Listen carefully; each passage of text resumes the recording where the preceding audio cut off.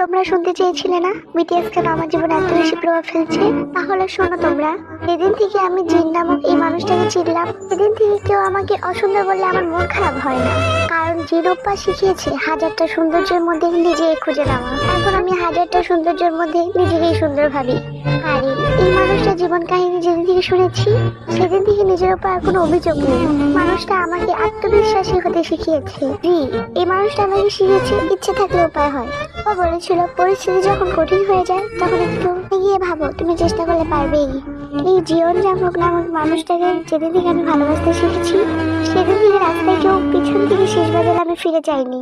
কারণ জীবন সাহেব বলেছিল রাস্তায় কেউ শেষ বাজালে তুমি পিছন ফিরে যাবে না, কারণ তুমি একজন মেয়ে, কোন কুকুর না। যে হোক, তিনি আমাকে শিখিয়েছেন হাজারো কষ্ট বুকে নিয়ে হাসতে। সুগপ্পা এই মানুষটা আমাকে শিখিয়েছে যে তুমি কিছু করতে চাও তাহলে তোমাকে কঠিন পরিশ্রম করতে হবে।